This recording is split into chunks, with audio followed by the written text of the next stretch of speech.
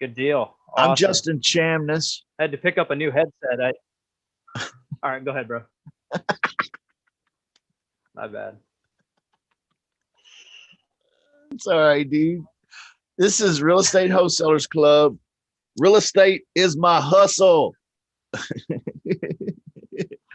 We're hustling this morning. That's what it is. It's Saturday morning. It's my birthday. So happy birthday. Oh, boom. Happy birthday to me. Happy birthday to you. What are you gonna do today, man? If I get my way, because it's my birthday, I'm thinking a nice long winter's nap.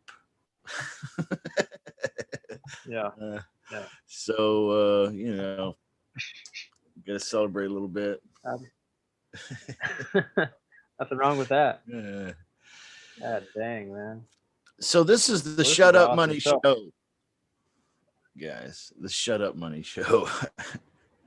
Happy birthday. This is the Shut Up Money Show. What were you saying, Michael? No, I was saying this is awesome, man. We're talking about Dispo today. And well, probably whatever else you guys want to talk about. That's kind of the main thing. But are we talking we're talking Dispo on all deal types or particularly lease options? Well, let's jump into the topic of dispositions. When we're talking about dispositions, we're talking about half of the business. If you're a wholesaler, right? Right. So, I think of it as half of the business because I'm a wholesaler, and we don't talk about it a whole lot. We talk about it a lot, but we don't talk about it as much as we talk about acquisitions, at least in my club here, Real Estate Wholesalers Club.com. Okay. I need the sparkle tooth, the sparkle smile or what. You can throw that little animation in there or whatever. Yeah. I wish I could figure out how to do that on the fly. But yeah, so we talk a lot about acquisitions. I think it's great that we're going to jump into dispositions today, but let me introduce our guests. Everybody already saw Michael Batista here. Michael Batista is from the automatedrei.com. Okay. You guys know I talk about that all the time. All right. In fact, if you're following my routine, you're using the automatedrei.com because I love scraping Zillow, scraping Craigslist, and then sending out text blasts to get leads on my schedule. Okay. Without breaking the bank. That's really it. That's what's up. Okay. And of course you can buy lists and all that stuff over there too, but not to downplay that. I'm just saying I use the wheels off of the scraper. So, you guys know him.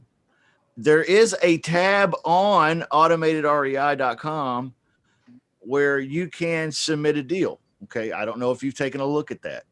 All right. So the Automated REI is poised to help you with dispositions, but also, so we want to welcome Michael Batista, but we also have here today, Brandon Simmons. Okay. And for some of you, yeah. Well, by the way, Justin, happy birthday. Thank you, dude.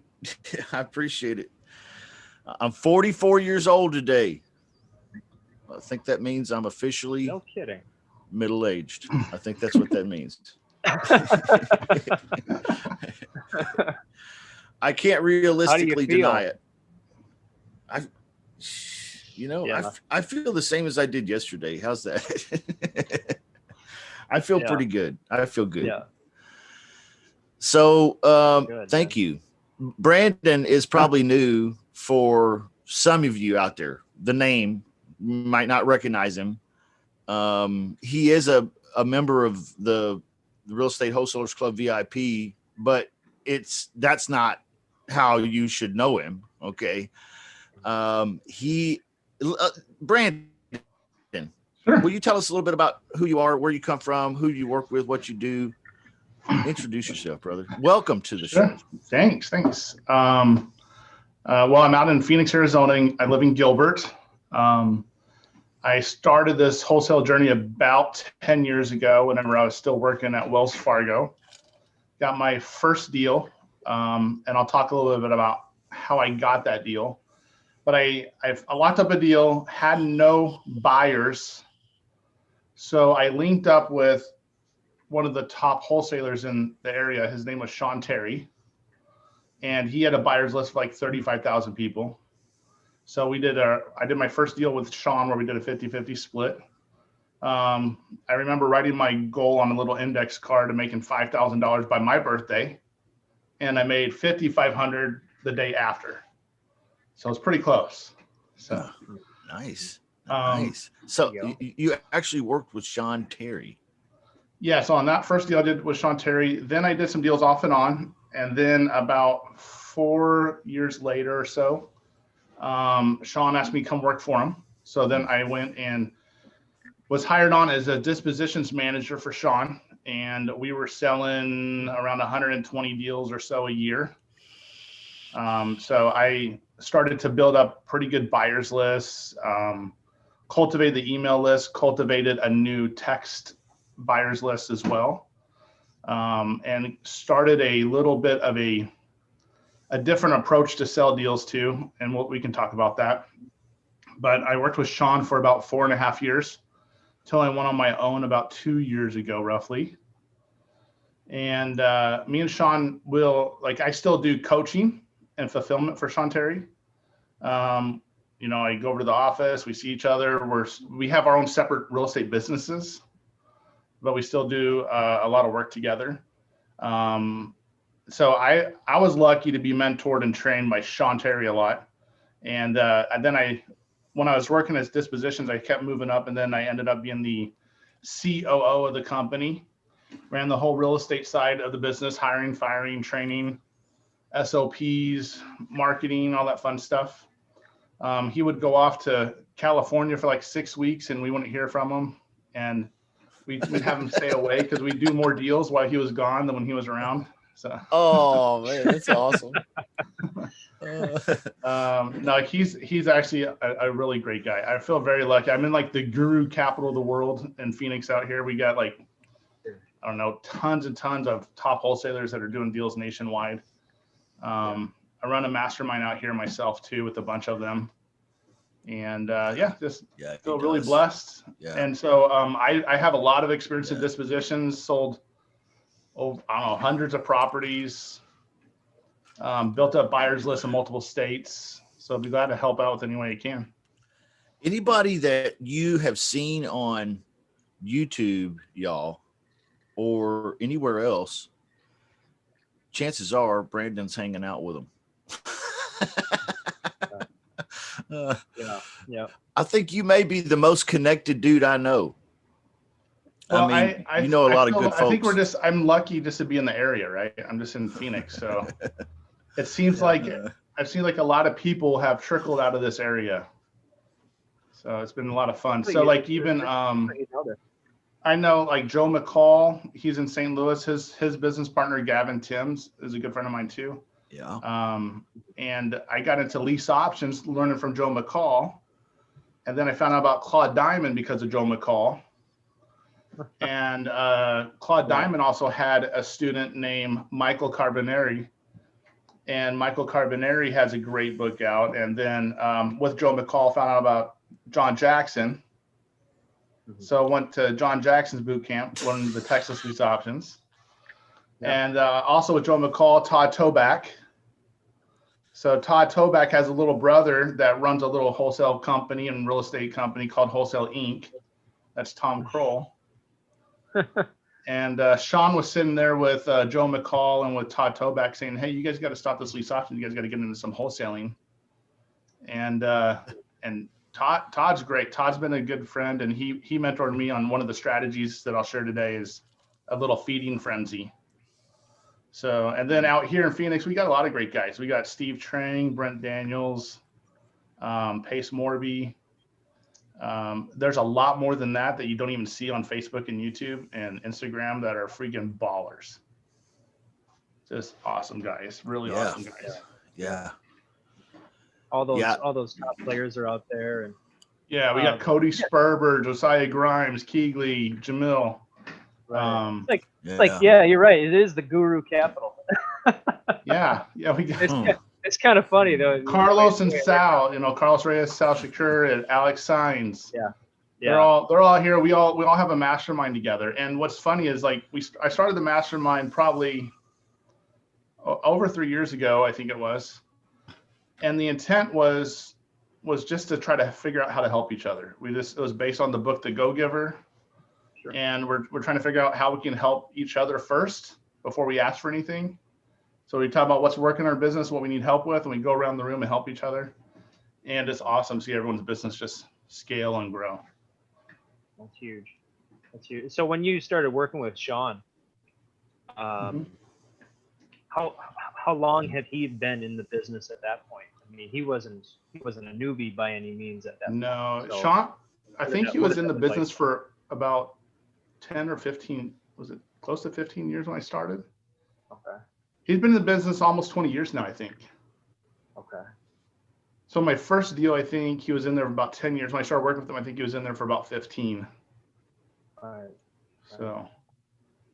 And so he was already. That's awesome. So he was already doing 10 deals a month at that point, or did you help him get to that the day I started with another guy that lives out here in Gilbert too.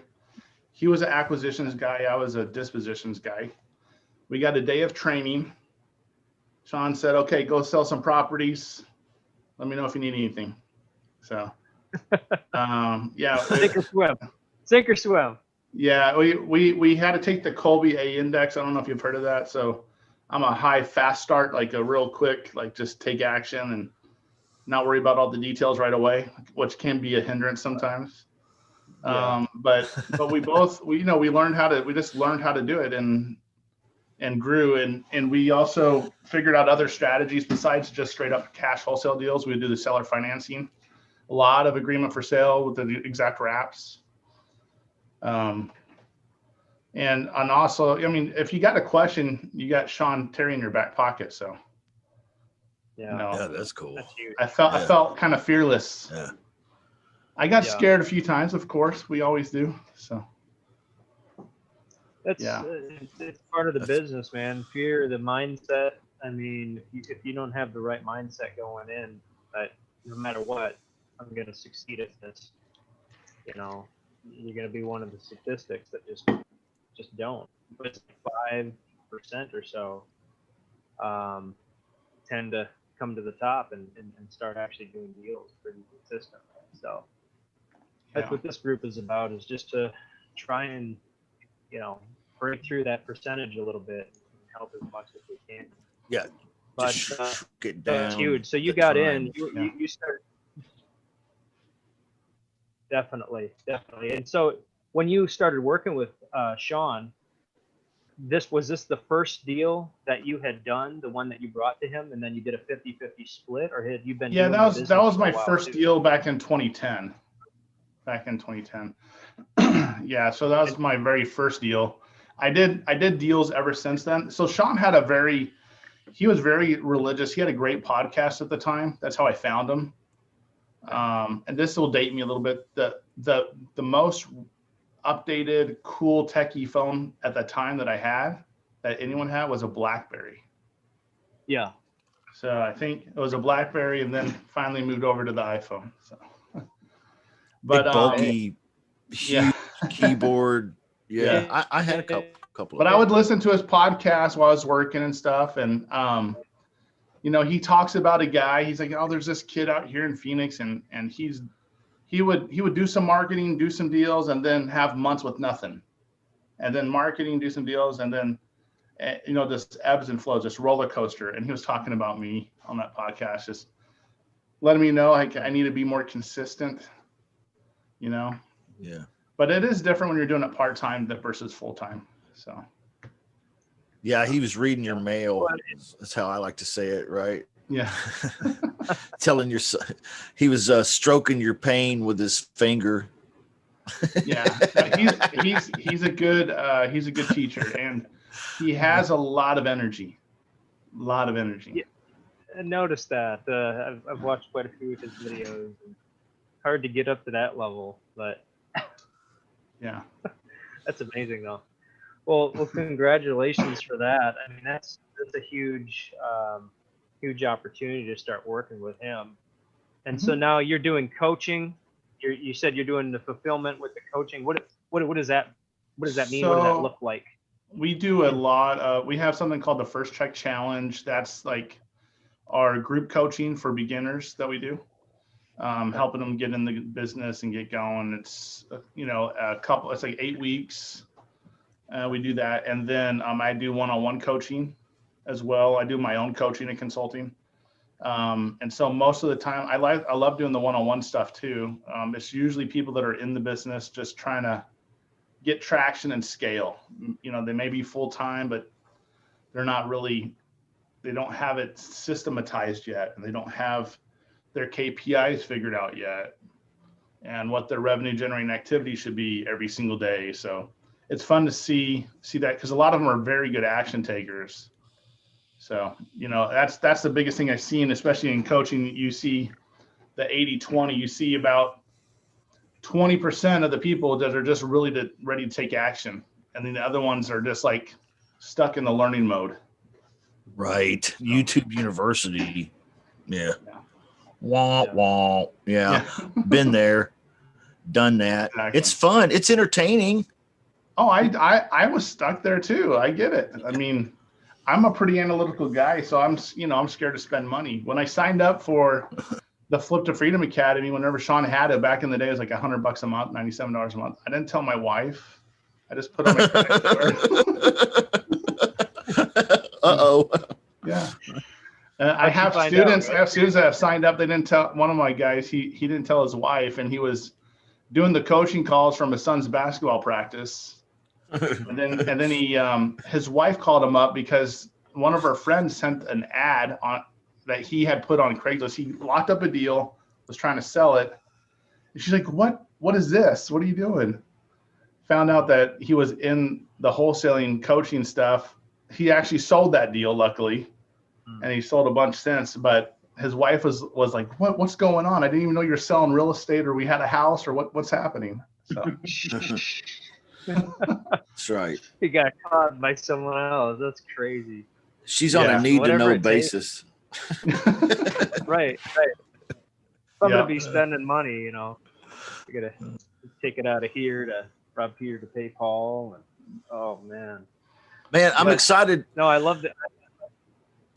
I'm sorry. Go ahead, Michael. Justin. I was going to say, I'm excited to hear the part where you shared with me before, I think just personally, but where you decided to do some of your own things and break apart, not like break away from Sean Terry, but you know what I mean?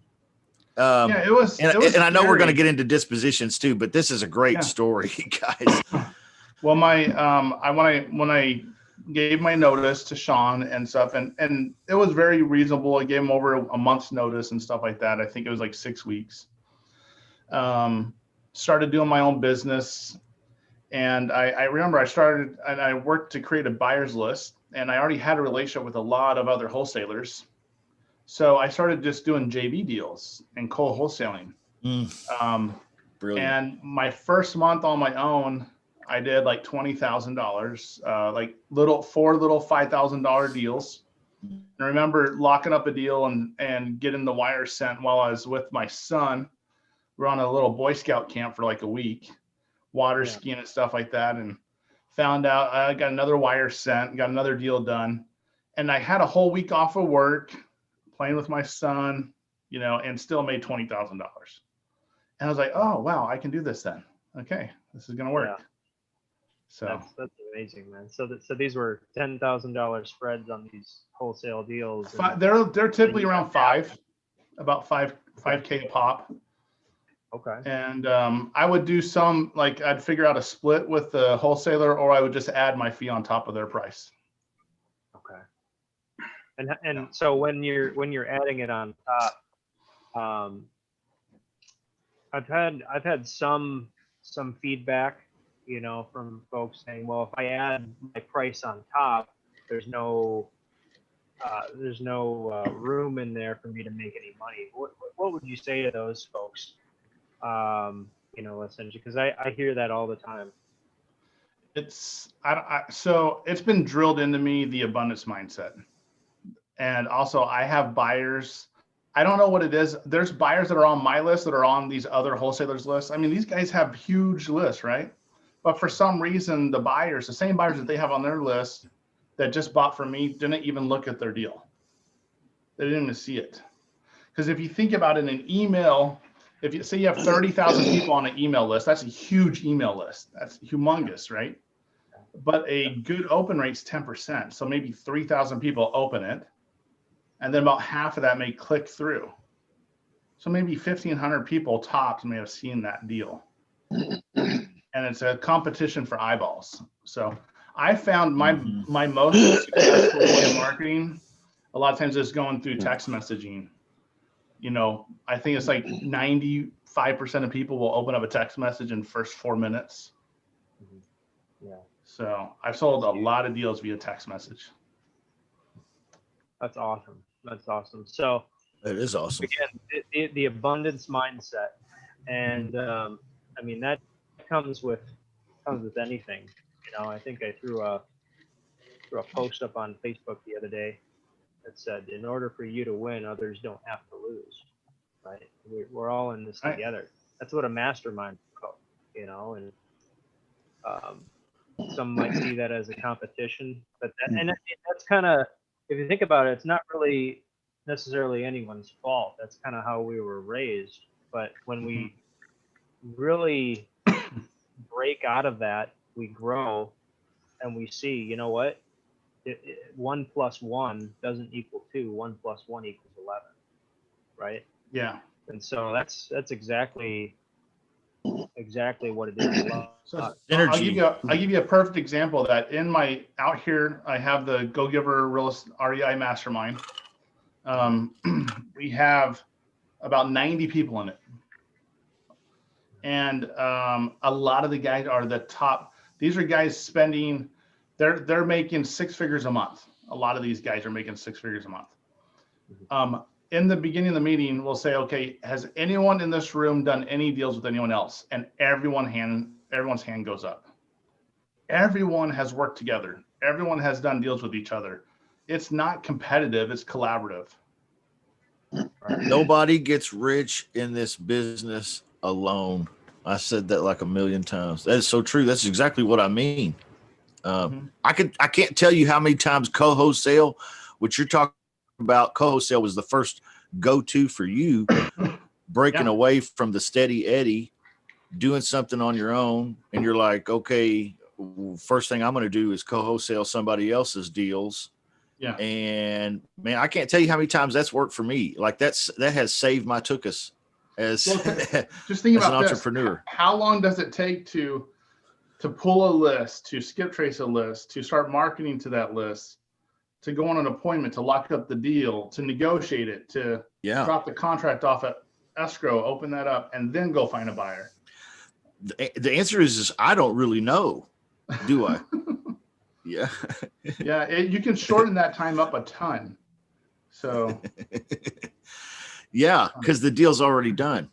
Yeah. And you're sourcing a buyer, which what you say text message now.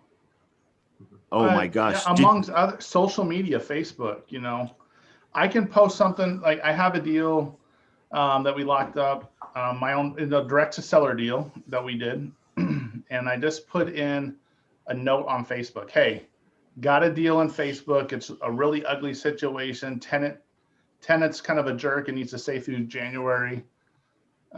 Who's interested? I didn't put the price. I didn't put the address. I just drum up business. Then I'll talk. I'll get a hold of them and I'll talk. I like to get on the phone. Yes. I like to get them on the phone with me and do it that way. So. Bingo.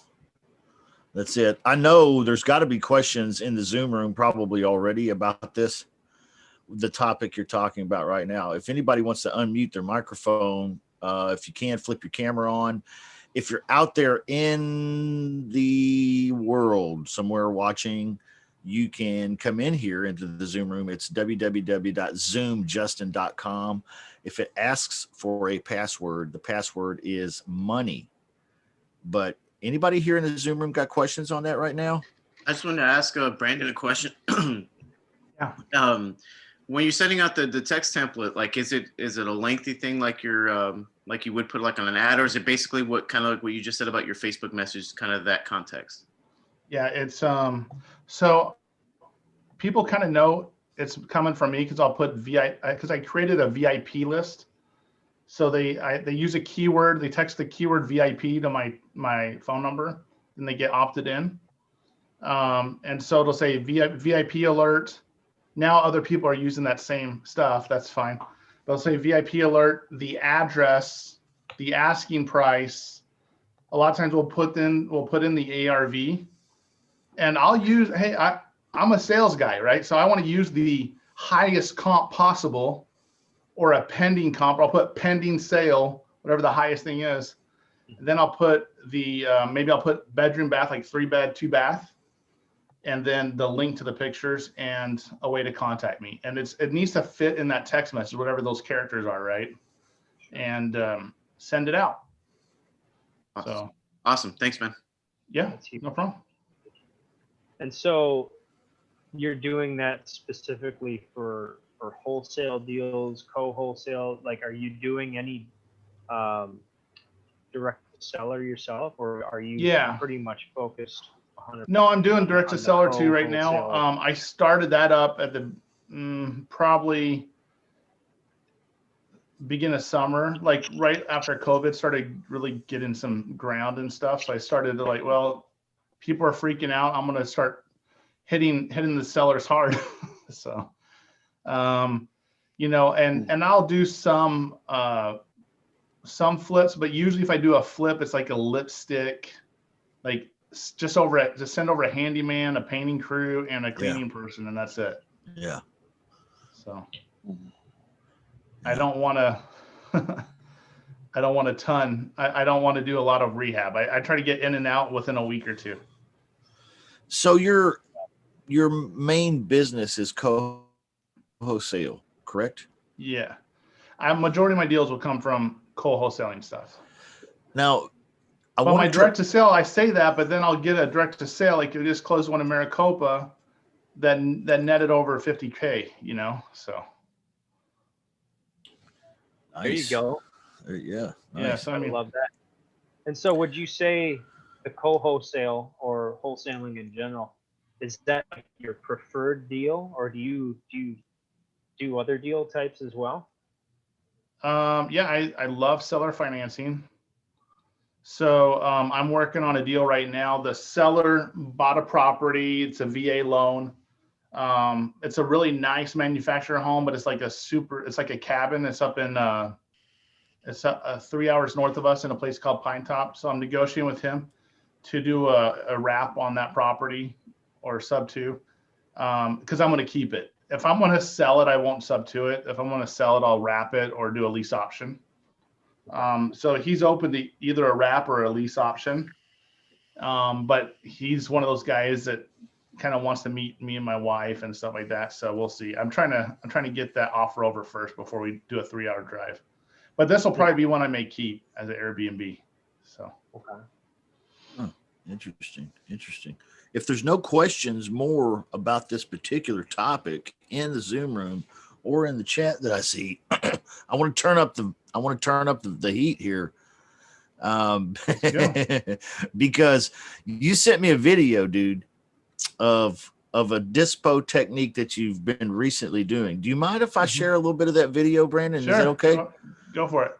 All right, let me share screens and share this video with you, and take a look at this, guys. And you can talk about it too if you want while you're while it's playing. Everybody see this YouTube? Yep. Who are these people wandering around, and what's this house? So Real quick, what we Brandon. did, so that was those two guys right there. Those were brothers that were working for me. The guy with the sunglasses, that was my dispositions manager. So this was his very first auction deal that he did. So we recorded it.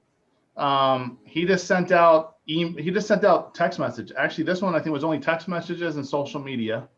We had about 40 people show up, and we give them a 30-minute window for the open house. We only give them a 30-minute window. They get a look at the property, and then we do a on-site auction right there. So they get 30 minutes to do due diligence on this property.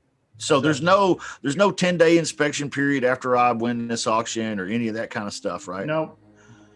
That's so no malarkey, right? Right.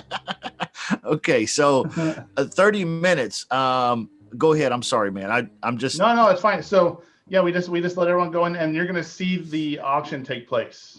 okay.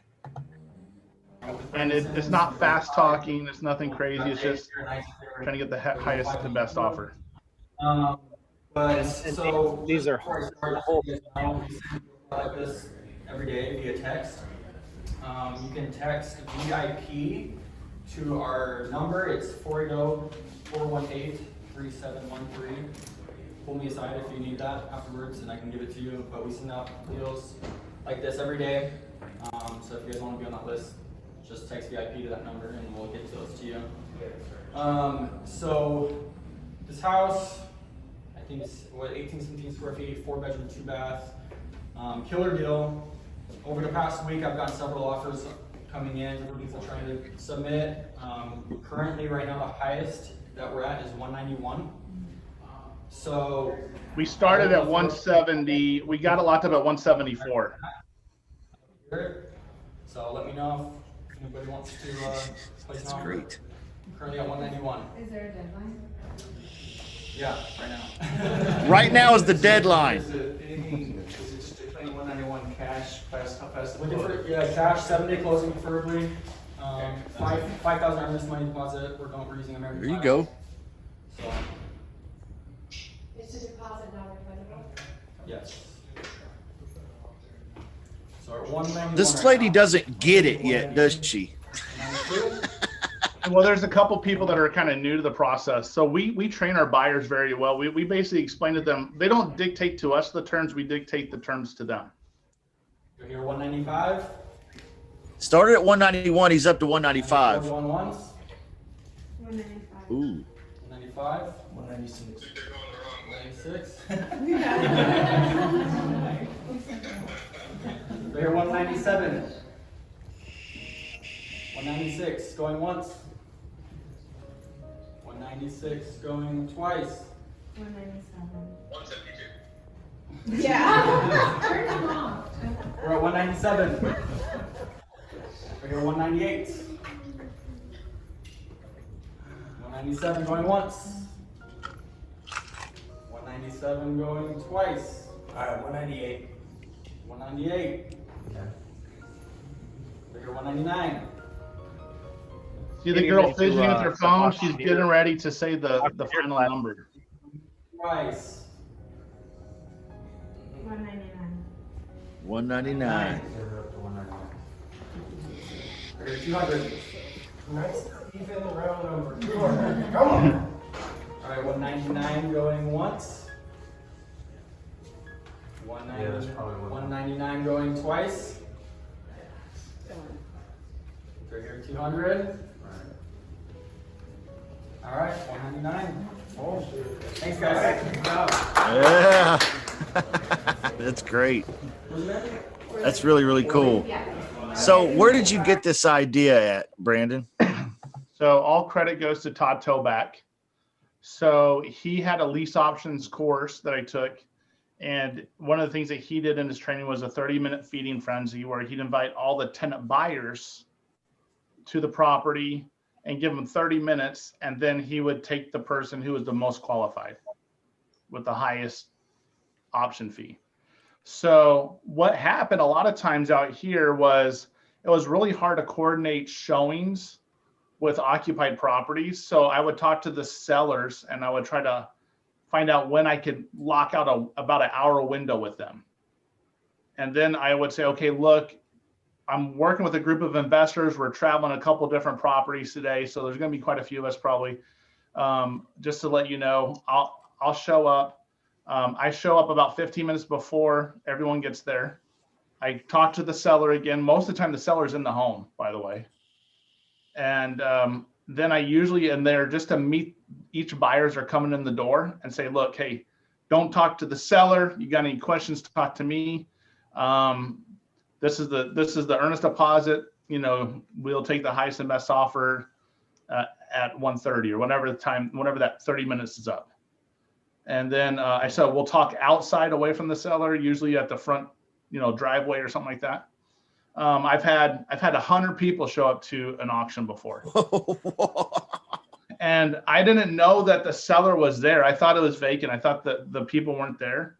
And I saw people taking off with some paintings, and I started running after them because I thought it was like some people that were some buyers there. You know, like they just robbed the paintings right out of the house. Yeah, I was like, whoa, what are you doing? I'm like, no, this is my mom's house. I'm like, oh, okay. And we had a huge auction in the front yard. That's always And worked for me. That one went for 42,000 over asking on that one with 100 people at it. It's my mom's house. Whoa. And that was a lease option? No, that was a cash deal. That was a cash deal. Okay. But I learned that process from Todd Toback because he was doing it for lease options. But I needed to be able to show the property to a bunch of my buyers at one time. So that's what I figured out was one of the best ways to do it. That's awesome. Absolutely awesome. That same thing, What was that, Michael? if you were to do that same thing with, say, a lease option, right? Can you give the audience an example of what does that look like on a lease option? Same So thing. you saw So wholesale. I've done it. I had my own rentals. I've done it. So basically, with lease option, I kind of did a little different. I advertised more on Craigslist and with bandit signs around the neighborhood. And people are like, hey, I want it. I want to rent it, you know. And I said, okay, look, we're not going to be able to show the property until 11:30 a.m. We only have a 30-minute window. You know, make sure you come right at 11:30. And then they show up and there's like 20 other people there. And then they're like, hey, they all come to me, hey, what's going on? Like, well, just get your checkbook ready because here's how it's going to work. Now, those deals, the wholesale deals, though, we only do cashier's check or a wire.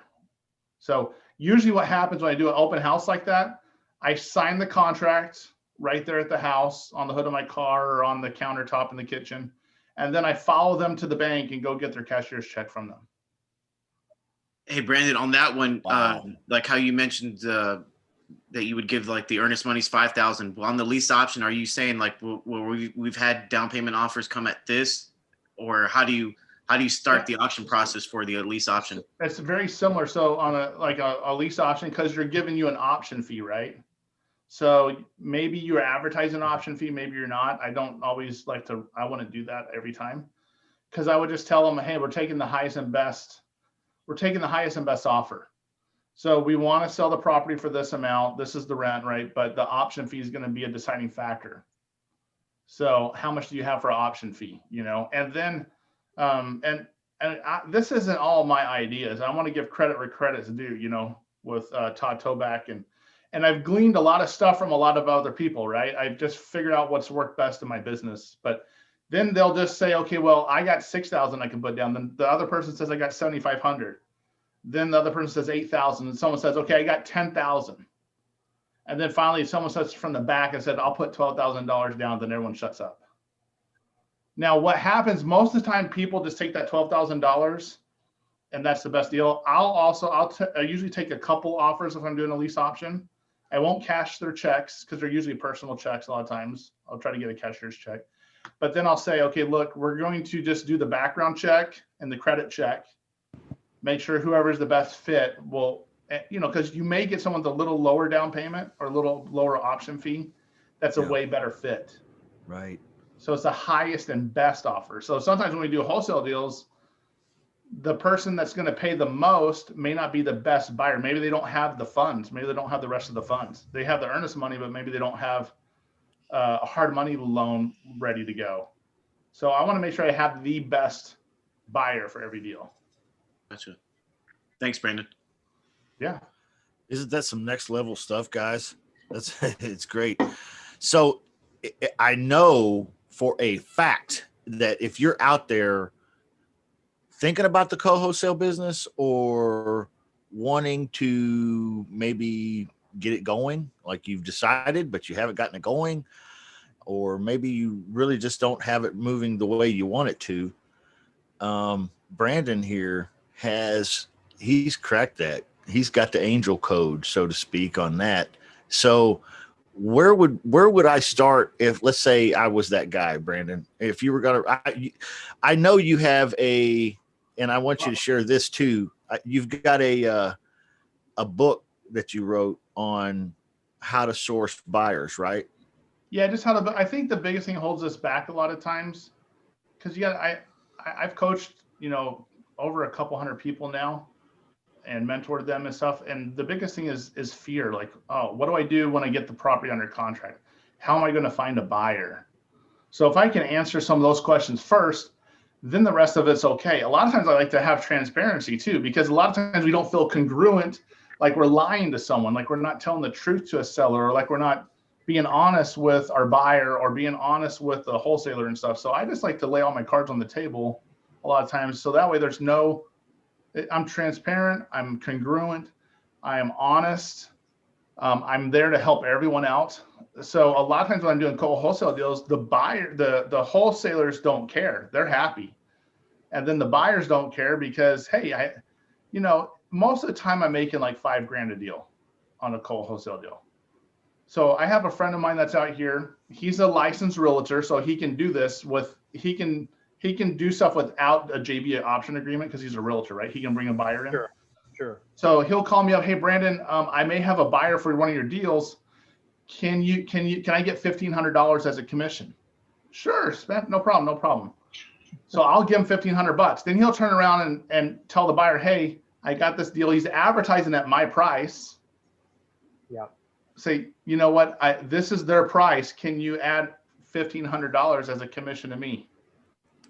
So then he carved out $3,000 on the deal. And, his goal is to do about 2 deals a day, every working day. So if you add that up, at $3,000 a pop times 40 deals, it's only $120,000 a month. Yeah, that's all. Yeah. That's it. That's it. Just 120,000. But I mean, that's the way. Yeah, right. But the way he does it, that's clever. Asks you for a little bit and asks them for a little bit. Yeah. Almost everyone's willing to give $1,500 to get the deal. It's under market. It's way below the retail value. Sure. Yeah. Absolutely. And so, talk a little bit about that. When you're selling the deals, and these people are coming to the auction house, well, the house that ends up being an auction house, right? Yeah. Are your primary client or primary buyer, would you say, is more the fix and flip guy, or are you working like with landlord buyers too? Like, do you Landlord separate buyers out those too. deals? So typically when I was working with Sean, about 50% of the deals we sold, there was a realtor involved some way. Realtor brought in the buyer. Okay. The buyer was a client that was either a fix and flipper or a landlord. But the realtor was happy because they made a commission too. A lot of these deals that I'm doing on my own, I think we all should have 4 people on your buyers list. And in that ebook that Justin will give you guys, it'll talk about that. So the first person you want on a buyer's list is a fix and flip cash buyer. Those are the guys that can go down to the auction. They have a $10,000 earnest check. They can fund it tomorrow. They have cash waiting to go or hard money ready to buy right away. Now they want to buy it 70% or below of retail. They want a deal, right? They got to fix and flip it. They want to make a profit on top. So they're your steepest discount buyers, though. Yeah, get your notebooks out, y'all. This is the meat right here. If okay, seriously, get your pens and your notebooks out because he's dropping the bombs right here. Okay. And the second buyer is that landlord buyer. They'll pay 90% or more a lot of times of retail because they're only going to put like $5,000 to get it rent ready. And so here in Maricopa County, you have to register your rental properties. So here's how this is how one of the ways I got the Go-Givers together was I found out that I can get this list of 90,000 registered landlords in Maricopa County with their phone numbers. for about $500. Oh. So then what I did is I went around. And you can monetize that list like 1 billion times over. Yeah. But guess what? This is the way I did it. And this is the difference, I think, between a lot of people. A lot of people are like, oh, I'm not going to tell a single person about this list. I'm going to hoard this. I'm going to keep this to myself. No one knows about this list. I have 90,000 buyers no one else has. I went around to Brent Daniels, Steve Trang, Cody Sperber, all these guys out here, Justin Colby, all these guys are out here. And I said, hey, I just want to get reimbursed for my list. If I get a 10 or 12 of you guys, Evo and Jesse, right? Give me $50 and I'll give you the list. If I have at least 10 people, then I get my costs covered. I don't care. And so, hey, Michael, everyone had a buyer's list. He thinks like you and me, Michael. That's Yeah, that's how that works. Great. So now I have a list of 90,000 landlords. 90,000 buyers that are landlords, right? Exactly. And can you create filters in that list too? Like, okay, this. Yeah, you can just sort by the city or the zip code, wherever those properties are located. Wow. Yeah. What was that? I think Michael froze. That's pretty awesome. Yeah, I was saying that's great, man. That's a great so list. most cities and most your landlord buyer, they want to be at 90% or below. Yeah. And the fix and flip guys, 70% or below. That's typical across the U.S. Right. And most of your cities are, a lot of places make landlords register the rental properties. And if all else, you can go through Michael's software, you can go through PropStream, whatever, and you can get just the absentee owner list and skip trace the phone numbers and stuff too. So you've told us 2 of the 4 kinds of buyers, right? Yeah. Okay. So number 3 is realtors. Realtors have clients that are landlords. Realtors have clients that are fix and flippers, but realtors also have retail clients. So realtors are a great source. We usually have them just add their fee on top of our wholesale price. And in some of the virtual markets I'm doing, a lot of times I have to tell them what that fee is because they don't know how to use a calculator. So if I want to make 190 and I say, okay, look, it's 193 with $3,000 going to you as a commission. But Brandon, I'm scared of realtors. Why? Well, I don't know. I mean, don't all realtors hate wholesalers and investors? No, I just don't deal with those ones. And yes, I've had jerk realtors try to turn me in for what they thought I was doing something illegal. They try to say something and send me to the attorney general or something like that. And then I just go and say, look, here's my paperwork. This is my documentation. I'm allowed to sell my own property. Yeah. So. Yeah. So we don't have to be scared of realtors or brokers. No, in fact, and if you're scared, you can reach out. It's all how you reach out to them too. I try to vet them. I want to have conversations with people. So, what's that sound like? Okay. What's that sound like? So if I'll send a text message, right? Hey, I got a deal in Mesa, Arizona. Mr. and Mrs. Realtor, I'll do a text, right? Give me a call and let me know if you have any clients that are looking for a deal that's 50,000 below market that needs some TLC. I didn't give them the address. I didn't give them pictures yet. I'm trying to see if they're interested. And then I'm dealing with the ones that are. Then I say, okay, do you have a client in mind? Because here's how it works. They have to be able to close in 7 to 10 days. They have to be able to put up $2,500 to $5,000 earnest deposit. Once they do the inspection, there's no more inspection period. Once they do the walkthrough, that's it. It's like buying from the auction, except we try to get you into every house. It's just like buying at the auction. It's a $10,000 cashier's check. You don't even get a look inside the property. Right. That's true. So you can catch the replay of this, guys, if you missed Yeah, that was good. That was good. If you missed it with your notepad and your pen. And So- do you already have contracts for the realtors to sign? It's my same it's my same contract I use for my buyers, my BC. So the realtors, there's a place for the realtor to put their information on there on the contract if they're representing someone. And then a lot of times I just say, I try to make sure I know what commission they're making, so I can, when I email the contract over to title, I let title know what the commission instructions are. Now you'll have some realtors that like, oh, I don't want my broker to know I'm getting paid on this. So you're like, well, I don't know what to tell you. Like, right?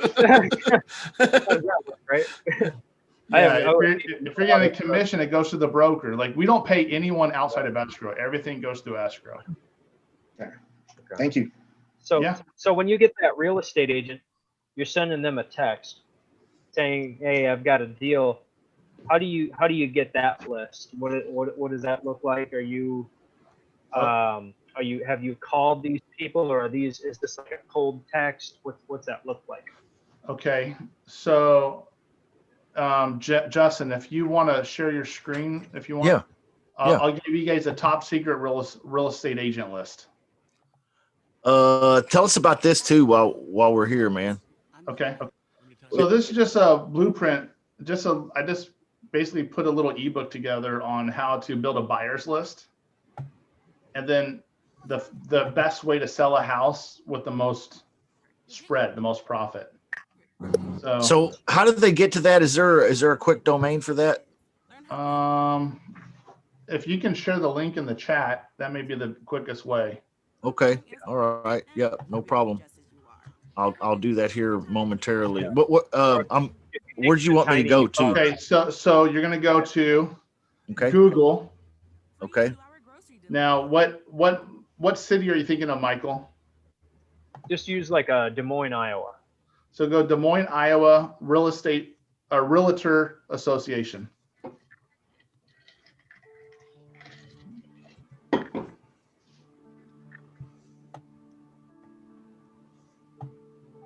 Okay. Now click on that. There should be a way to go to a directory of realtors. IowaRealtors.com. Yeah, that's that first one. That's fine. Let's try that. See what's up. Let's see here. Members. Find a realtor on the bottom right there. Okay. Oh, there's a member directory. Yeah, the top left one, second member one down. directory. Yeah. There we go. And then, so just type in Des Moines. Okay. On the city. Don't put in the name. Okay. Hit search. Boom. There it is. So this is the freeway, right? That you can Load click on more. those bubbles. It'll have their phone number and their email. Yeah. So Okay. if you click on view member info, that's going to give us their phone and email, you said? Yeah. Like just Yeah. click on one of those. Just click on one of those bubbles, Justin. There's Tracy. Let's see what we got here. There's Phone Tracy's number. email and phone. Look at how beautiful that is. Wow. You ever notice how realtors always have these great photos? Yeah. What's up with that? The headshots. They must Now all know the I'll same let you go guy. to one more website. Let you go one more website. This is a paid way. That's a free way. Okay. So the paid way is you go to Dr. Bill's real estate agent list. Dr. Bill's real estate agent list. All.com or just search like that. Oh, okay. Let's see what happens here. Real estate agents list. That's an ad. I don't know. Yeah, you should. I think you can click on that one. Yeah. Okay. Quick The question leaders. for you. Yeah, the leader since 2006. While we're looking at this list, So go to Des Moines, Iowa for Michael. Go to city down at the little yellow tab. Okay. Cities. Sorry, Michael, you had a question? yeah. So when you are pulling your list, when you're creating your list from this, is there any The state's at the top, Justin. Sorry, you got to switch the state. Oh yeah, Sorry. state on the left. We're right Top here. left. Oh, right here. Oh, there Switch you go. state. Okay. Sometimes the video gets in the way of the screen, guys. Sorry. Sorry, Mike, But we'll go when for you're- it. Yeah, but when you're looking for your real estate agent list, is there any particular real estate agents that you're actually targeting or pulling? Is there any way to filter out like, okay, Yeah, so I would like rather this one, you- go to Des Moines, Iowa. Click on the Yeah. Des Moines, Iowa. Now this one's a small list. This one's Yeah. what, 118 people, 52 Okay. cell phones for $13. okay, that's pretty Yeah. good. Yeah, Now, that's now cool. go to Maricopa, Arizona.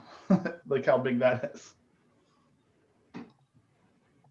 So are you just pulling the whole list and blasting all of the real estate agents? Is that kind of how that would work? Yeah, so you can do a RVM to them, you can do a text message to them, and I would you can do an email to them. If you put these on your email list, just be careful. Don't do more than like maybe add 2,000 at once, and then you just add about 10% every week. Make sure you email it a few times a week, because you can get like Okay. spam and stuff like that. Now, Dr. Bill, you can also send out emails to them, but like it's 200. What is that one? Phoenix. So do the city of Maricopa or the county of Maricopa. Sorry, do county. Okay.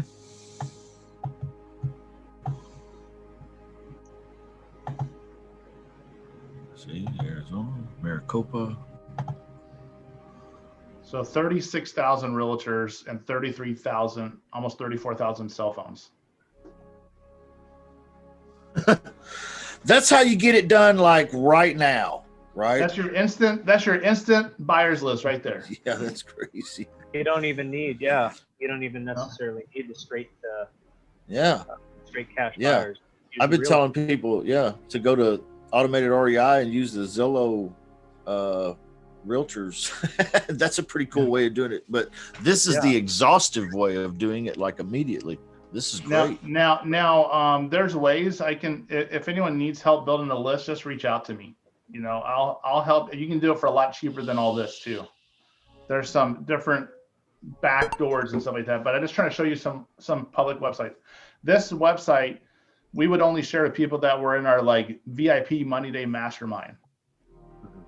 But everyone that had this real estate agent list, all of a sudden they had no trouble selling their deals. So I gave you 3 out of 4, Justin. Yeah, you did. You gave us 3. Are you going to hold back number 4? No, I'll give you number 4 too. Okay. So number 4, think about this for a second. Think about OPB, other people's buyers. Who has a buyer's list in your market already? I know quite a few people. Who would have a buyer's list in your market, Justin? I know quite a few people do. Other wholesalers have buyer's Boom, lists. boom. You nailed it right there. Other wholesalers. Mm-hmm. We're so scared of the competition, we didn't even think about to ask them to help us out. Yeah.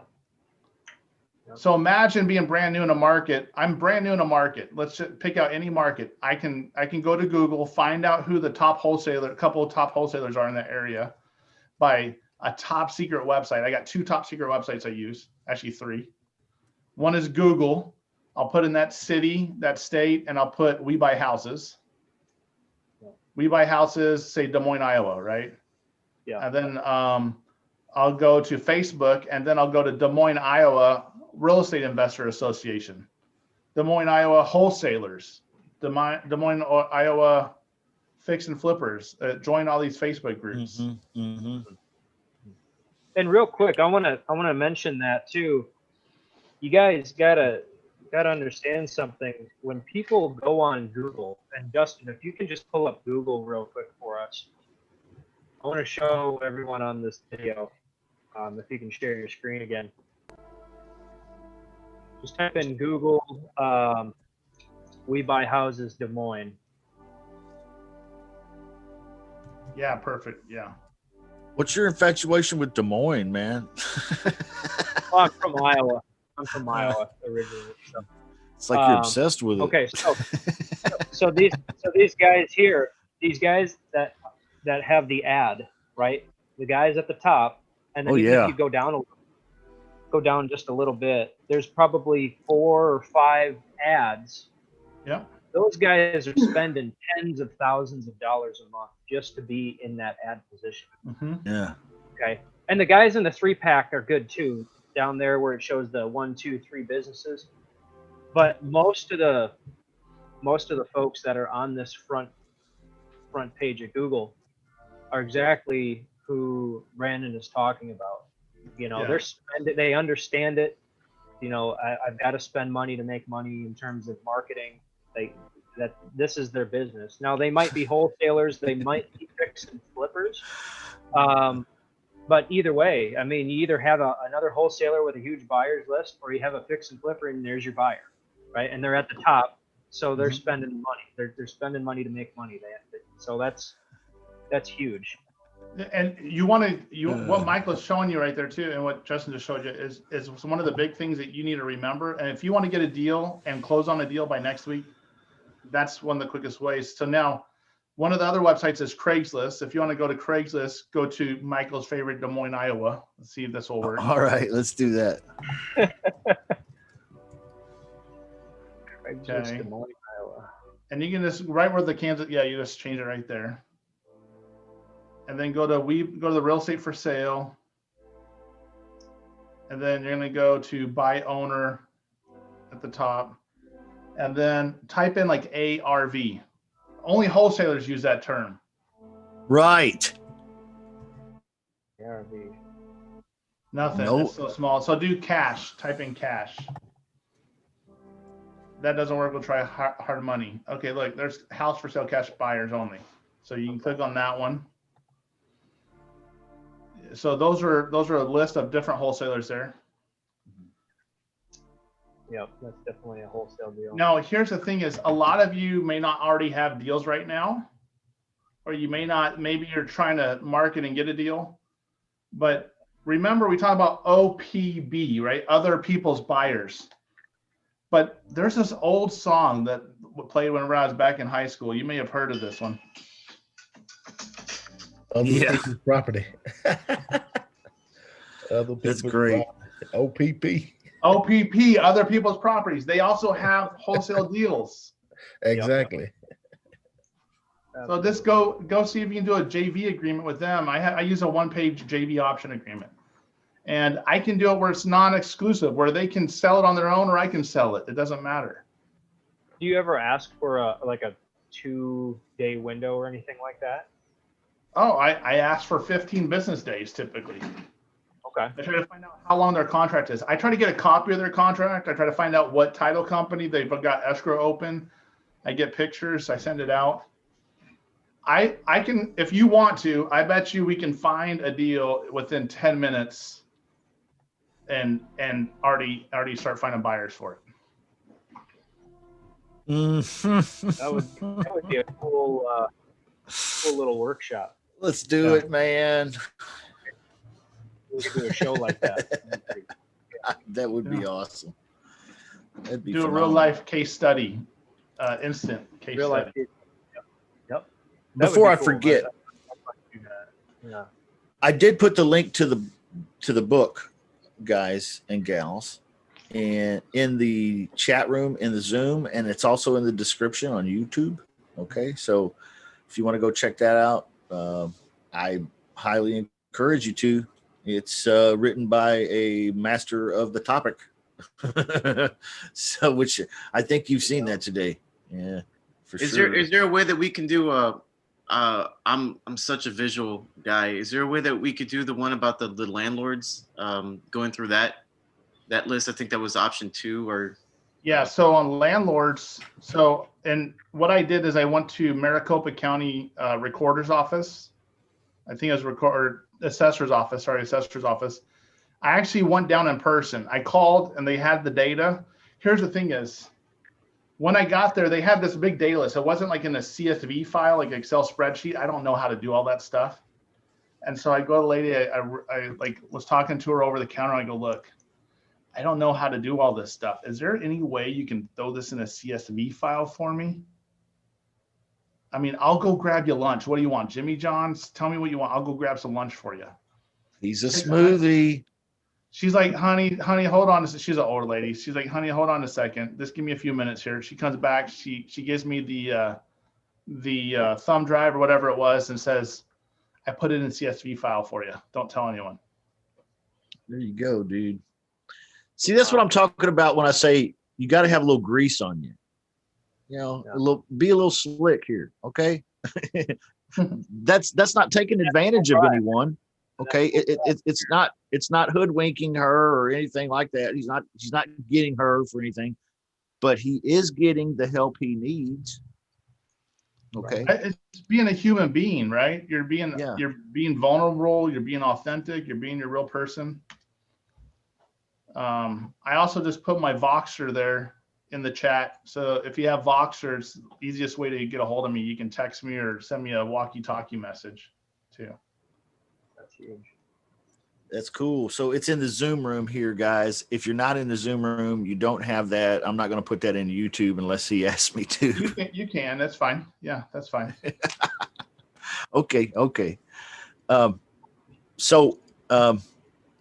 I'll put that there shortly, guys, if you're out there in YouTube. But if you're here in the Zoom room, it's right there. So grab that while you can, because once the show is over, it disappears. Today's my birthday. My wife got me a Nintendo Switch. Woo! Happy birthday. So you can see I've got the the Mario star, and that's awesome. I'm already lost in Mario Kart and all that. That's great. Are there any questions here in the Zoom room, guys? I know there's got to be some questions for you, from you for Brandon or Michael or perhaps me, but especially for Brandon and Michael here. Any questions? Anything we can? I just want to say thanks, Brandon, for sharing all that stuff, man. That was a lot of really cool insight. You bet. Yeah. I got a question. Sure. I found a totally off the wall deal this week, and I just kind of want to know if there's a formula for finding that kind of deal. Probably not, but I'm going to put it out here anyway, tell you what I got. A wholesaler responded to me on Facebook. He's got a deal down there to where there's 2 houses on a piece of property, and the owner wants to build a new house, and he's got to get rid of those other 2 houses. He will give those houses to anyone who wants them. You just got to pay to have them moved. It's like about a half an hour outside of Dallas. And so I kind of did some research. He sent me some pictures of the house and everything. One of them is probably worth about, in its present position, probably about 50 or 60. Put on another lot that probably might go for 70. The other one is a 2-story house, columns out front and everything. Section on the back. It's a beautiful house, hardwood floors, granite countertops, all that. Put into a nice neighborhood would probably be about a $300,000 house or better. Wow. So I'm just wondering, is there a formula for finding those kind of deals? And before Brandon responds or Michael, let me say welcome, Benton. It's great to see you, and I want to give honor and credit where it's due here for the work that you do and for the support you give to a lot of people out there with your Facebook group and your content, man. Hey, thank you. You are a brother, and I appreciate you being here. Can't take it with you, so I share it every chance I get. That's right. That's right. Okay, guys. So, mindset, guys. What do you say about that deal, fellas? Brandon? I know my brother had a couple of deals that he got from tax auctions that he donated to the city, and they moved the houses. I don't know. You may want to find out if a local municipality or city will are even interested. They may pay to have it moved and then give you some sort of fee for it or something. Wow. Yeah, because I know the small house is going to cost about 20 grand to have it moved, and the second house, the 2-story, they've actually got to break it down. The second floor has to be taken off, moved, and then reassembled once I get it onto the other lot. That's gonna be about a $40,000 bill. And then the cost of the 2 lots, I figure 10 grand a piece, permits and fees. And I want to put a new driveway and landscaping in it. So I'm gonna be out about 80 grand on it. That's the way I figure. If you're trying to get rid of the house, you may want to see if you can donate them. Donate what? Like Habitat for Humanity or something too. I want to make money from it. No, I'm saying you might you might still be able to get money from it though, is what I'm saying. I'm sure I would, but the way it's set up, when I sell the first house, that would almost reimburse me for all my expenses. The second house, minus 10 or 20 grand in realtor's fees, I'm talking about $250,000. Wow. Yeah. I've ran into a deal a couple, 2 or 3 times like that where the house was free and you just had to move it. Mhm. And I've never figured out the sauce on that. Just frankly, and I kind of just gave up on it, to be real. Yeah. So Or less expensive home, it's really not worth it. yeah, You might break even and might make 10 grand on it, for your Yeah. time, if that's worth it. But like, when you got a $200,000 to $300,000 house, it's a whole different ballgame. yeah, Yeah, but also on that, so just so you know, if you donate, if part of it's donated or something too, then that goes against your taxable income a lot of times. You might be able to use it as some sort of write-off against your regular income sure. as well. Maybe over a couple of years, I don't know. Do one Yeah. house this year and one house next year. I'll look into that. Thank you, Brandon. I don't know. Sorry, it's not out of my So wheelhouse. you're thinking of fixing and flipping that deal? I'm That's gonna sell basically, them retail. thing. I'm gonna move them and sell them retail. Okay. What I'm gonna do is I'm gonna put a brand new driveway, put about $3,000 or $4,000 worth of landscape. Now I was raised in the nursery business, so I know what putting the right shrubs and new grass and everything around the house can really do for it. Sure. Yeah. Have experience, yeah. Yeah. My stepmother used to tell me, like, say, okay, this is like 35 years ago. She told me, if you had an $80,000 home, and you might get 80,000 and you might not. You spend $5,000 worth of landscaping on it, on that $80,000 home, and we're talking about the equivalent of a $250,000 home now. But back then, like, a 3-bedroom brick house, you put $5,000 on it, it would have been a $95,000 house just like that. Sure. Yeah. Yeah. So that curb appeal means everything. Yeah. People drive around and see someone with a few bushes and a tree here and there, and you get someone that's got, a small box wheels up and down one side of the driveway, paved right there, global arborvitae sitting out front, a couple of scarlet maples in the front yard or something. It really makes the place stand out. It makes it look more like home. That's true. And you know what I like too is the hot tub jets in the bathtub. That's kind of hard to landscape that, Oh, I thought you said manscape. Okay, never mind. Mine out of the gutter, bro. I mean, just to answer your question though, I mean, and again, guys, the question was, is there a specific formula to find that type of deal where the seller is willing to just give away the property? I honestly don't know either. That is a tough one now, man. I didn't think, I didn't really expect an answer. I'm just throwing it out there. Yeah. Yeah. That's a stumper. I would just probably target the keyword motivated on Craigslist and go after that. I mean, it's probably a 1 in 1,000 deal situation, maybe more, so it just, you don't see someone willing to give the house Even if away. you had to pay them a little small amount for the house, whatever, give them for their building cost. Right. Yeah. I would just say motivated. That's probably what I would target if I was looking for something similar or anything. But yeah, I would use Craigslist for that. Where did you find this one? it's a little small town, about 30 miles, 40 miles outside of Dallas. Down Okay. down there. Okay. There's deals Can't get those everywhere. details on it right now because I got NC and D, and so. But anyway, that's just. And the thing about it is the way I've been looking at it from several different angles too. Like you could move this house to a middle class neighborhood, and it'll go for 200, 225. Landscape that and everything, maybe 250.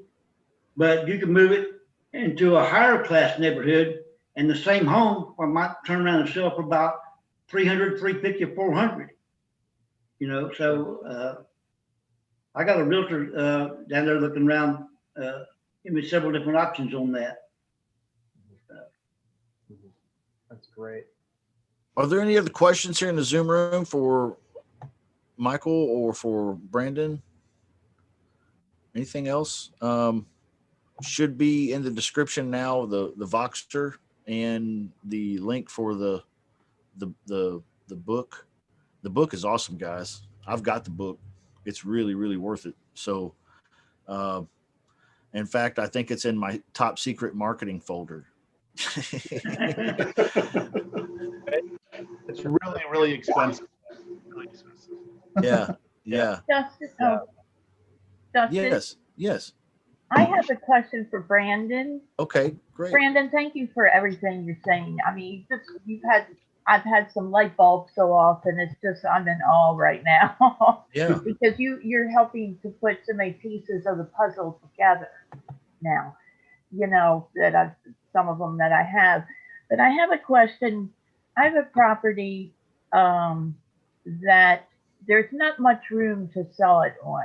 Very little room. In fact, because it's a rehab. It's a major rehab, and with the comps and everything. But the comps would be a good spread if someone wanted to. I think if someone wanted to do the rehab and then sell it on the market. But the problem that I get a little bit mixed up on is because there's no room really for, I have it at a low price, and there's really no room for like a wholesaler to come in. I mean, maybe a couple $1,000 or 2,500 I've done, but that's like cutting it tight for me too.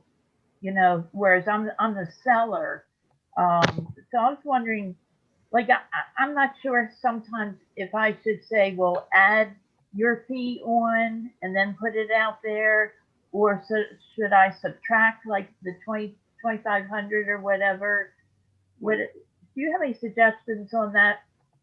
You're saying it needs a lot of work? It does. It's a major rehab. What would a landlord need to do to it to get it rent ready? The whole rehab. It's not livable at all. Like tore down to the studs or something, or? Yes. Okay. Is the seller open to doing any seller financing? I'm the seller. You're the seller. I'm the owner, right? I got a tax auction.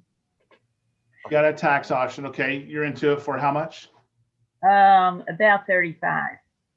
3,500 or 35,000? 1,000. 35,000. Okay. About how much does it need in rehab? I'd say 80. 80. And then what would be the retail value? I think around 205. And it could go up to 218. So that's the rehab. What would it take to get it livable? Maybe 50, 60. 50 to 60. Okay. Have you thought about selling it with on seller financing? Well, I don't want to go too long. I would have to have like a balloon payment on it. Pardon me? You can sell it with a balloon payment. Yeah, I'd have to have a large down though, I think. How much are you trying to make on it? What's your goal? Well, I started out wanting like 20,000, but now I'm down to like 10. If I can even make 10 or 5 at this point, because I put it out there but now have started on Facebook real estate groups and such. And I have quite a few rehabbers coming to me, but you know, I haven't had one yet. I mean, I have an offer right now that I'm thinking might go through, but then I have people asking me, you know, because they want to flip it and such, you know, like what's my lowest price, and a couple of wholesalers come to me. I'm not sure how to work the money part. Well, what are the fix and flippers telling you that they'll buy it for? Well, they keep saying, you know, they're lowballing me, of course, some of them, but How much? so, well, they're saying like 30. I've had the offer for 30. Okay. I have had. What did you offer to sell it for? Well, I started out 68 and I went down. Now I'm down to 45. Okay. So, and you put it out at 45? I have. And I have one now that might do 43, but I don't want to go any lower. You know, Why don't you just do 50 with a $15,000 down payment and sell it with like 18% interest for 6 months? Yeah, you could do that, and then a flipper could come in and do what they've got to do. That's actually a good idea. That's kind of what Eric Young does. We had him on the show previously. He does the fix and list. Yeah, it's a very similar situation. You can be the hard money lender on it and still sell it at a decent price. Yeah, absolutely. What do you think about that, Mary? Well, I didn't even think that like I could do it for like 6 months like that. That 6 months is okay. Yeah, 6 months works because a hard money loan would normally be for 6 months. So these fix and flippers are used to 6 months terms, right? And they wouldn't have to go get the hard money loan. They would just have to put down the down payment, and then they have 6 months starts clicking, click, click, click, click, click. They need to get it fixed, get it sold, pay you off. And you'll get about $750 a month interest on that. Yeah. So it's the interest plus the monthly. Yeah. So let's say you sold at 50,000 with 15 down, then you collect $750 a month interest only payments for 6 months, and then they got to pay you off in 6 months. Oh, I could do something like that. Okay. Yeah, so then you net about 54,500, just about 5,500. It's so exciting. It's so exciting. I'm glad we're finding solutions that could work. Oh, Brandon, thank you so much. You know, to me, it's like where it's located. It's near water, and it's near boats, and it's, you know, everybody around there has boats in their yard. I mean, it's right by a large lake, and so the dream is there that it could really be made into a really nice property. I would put like lake house, owner financing, no banks needed on a bandit sign in the front yard, and same thing on social media and to your buyers list. Okay. Right. Well, and actually to add on to that, Brandon, I would first do what you were talking about earlier in the call of, you know, going to the real estate websites, getting the real estate agents, blasting it out, say I've got this fix and flip property. Do that, and then if that doesn't work, I would come back and then do the seller financing, you know, as a secondary option. Or yeah, I would say just like Michael said, you give them an option. You get like, hey, great cash deal, potential owner seller financing available, no banks needed. Absolutely. So then, so if a realtor, if someone does become involved in it, then how does their fee work into it? They just add their fee on top of your price. So So I would advertise it for 50 and then they add their fee on top of the price. Yeah, and you just put a little asterisk. Realtors, please add your commission or fee on top of the purchase price. Okay, and advertise it for 50, right? Yep. Yeah, or whatever you want to do, whatever you think you can get for it. Yeah. But you think that'd be good, okay. Yeah, and then they could say it's 50 plus 5 or whatever they want. That's basically how it would work for. You'd be surprised for with financing. If you offer financing, you can get a lot higher price, most likely. Right, okay, okay. Yeah. Yeah, I don't want to put it out too much because I don't want it, you know, I haven't put it out on media completely, like listed with a realtor or anything. I would probably put it back out at your 60. You want a 65? Originally I did 68. 68, okay. But that's without financing, right? Right. Okay, so what if you did 69,000 minus 15,000 for the down payment? You finance 54,000.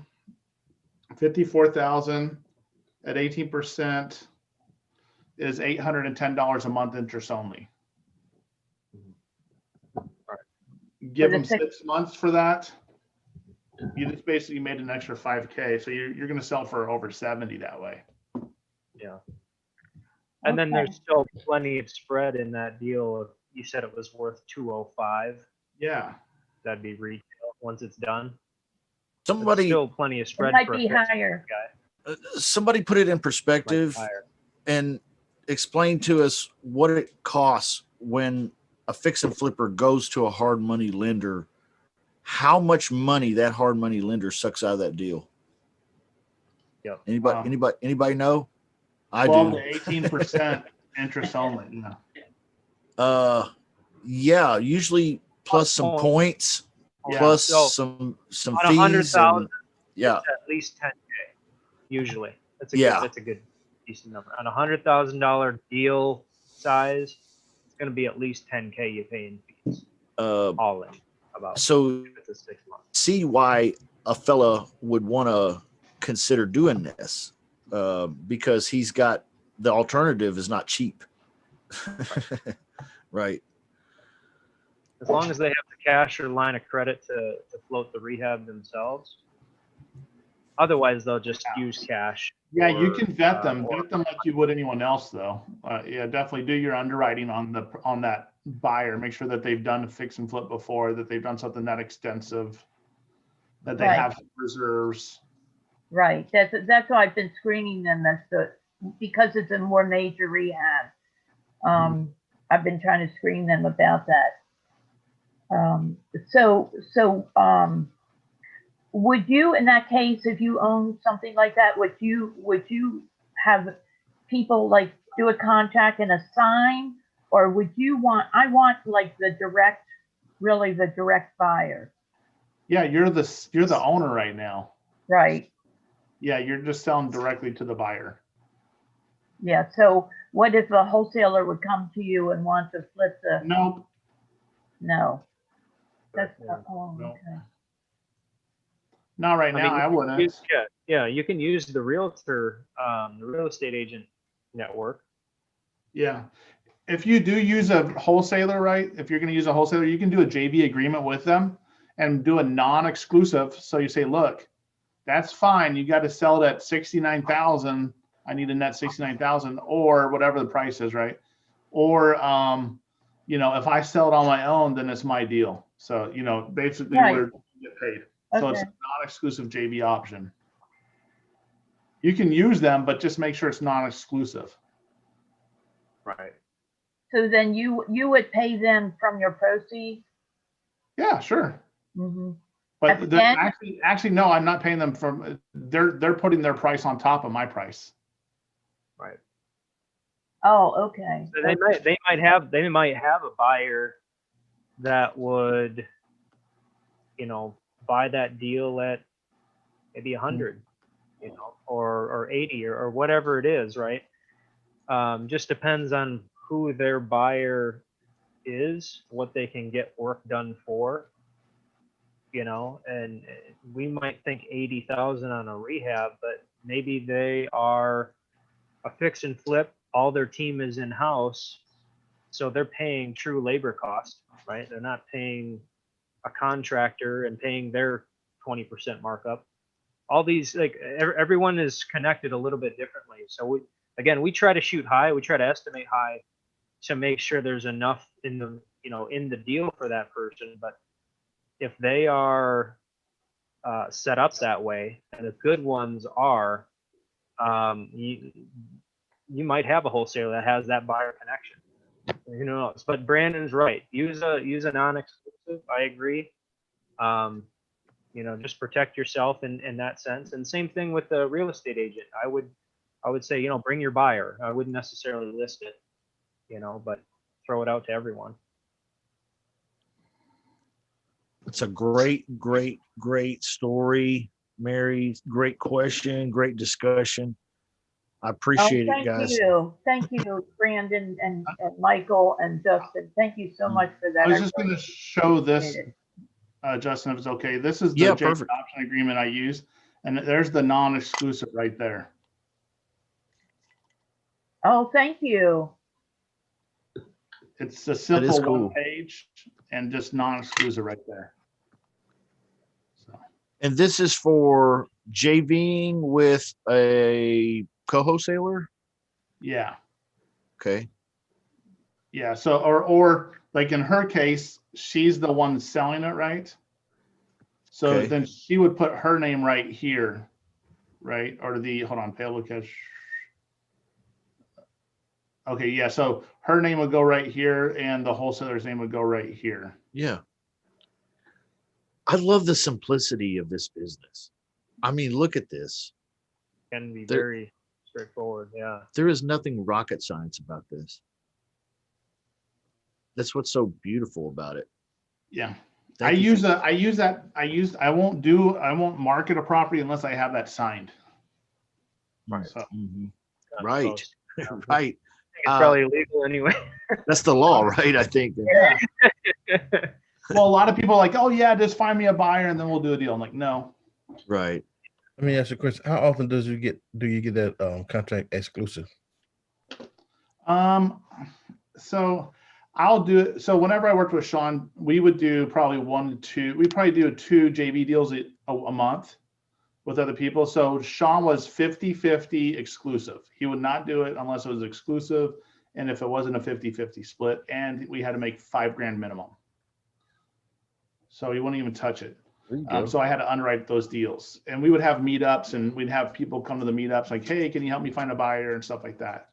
Now for me, because I was working with a lot of the wholesalers, right, that already had a buyer's list, and I just wanted to use their inventory.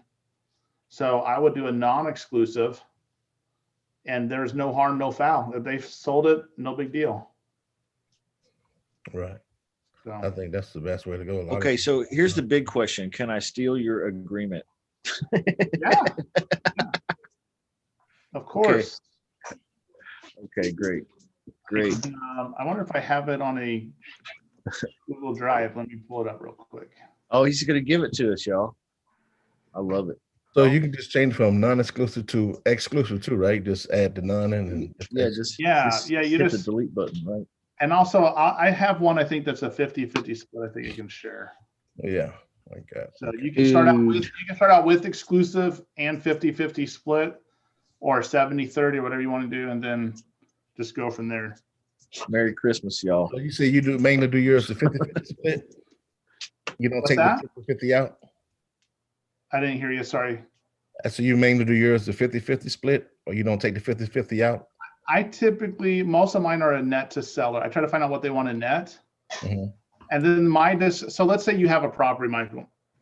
You bring me property. Say you want you locked it up at 140. You're trying to make 10 grand. You're like, look, Brandon, I got it at 140. I want to make 150.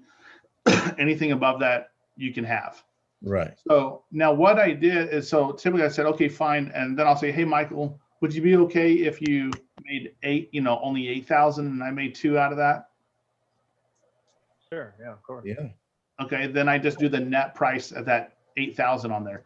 Now that one wholesale deal that we showed you, the auction that we did. So what I did is I did a net to the seller, and the way I wrote it up was I said, okay, look, I want to make at least $5,000, and anything over 5,000 we'll split 50-50. And so he was ecstatic. He's like, yeah, we'll split it 50-50. And then he found out how much money we made, and he's like, whoa, that's a lot of money. You did a blind close? Yeah. So yes, no, he was fine. I've sold multiple deals with him. He just was shocked that we did the auction and got it bid up and stuff. But he was happy because he made another 10 grand on top of the price we thought he was going to get. Right. So how did that work again? Break that down one more time. I can, if you want, I'll show you. I'll show you the agreement and kind of walk you through that if you want me to. Yeah. Hey, Yeah. that'd be huge. Any objections? Let me pull it up here real quick. This has been great, Brandon. Thank you, dude, from the bottom of my heart, man. You have really opened up and shared freely with us today.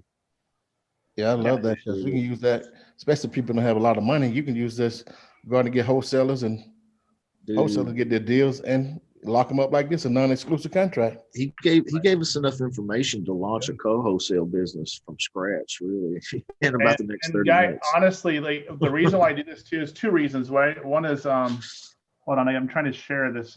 I got everything blocking me here. Hold on. Okay, let's do this desktop share. Are you able to see this document? Fair offer. Chelsea. Nope. Hold on. Okay. Wrong screen. Okay. Desktop 2. Let's do this is. Boom. Somebody tell us a joke. Do you guys see this? Here we go. Now?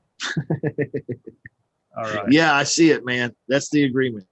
All right. So let me just zoom in a little bit here. 15 business day option contract. So right now this says exclusive 50-50 split. So if you're not going to do a 50-50 split, you just delete this whole section number 2. Right. Okay. Let me just do. Wow. This is going to revamp my game.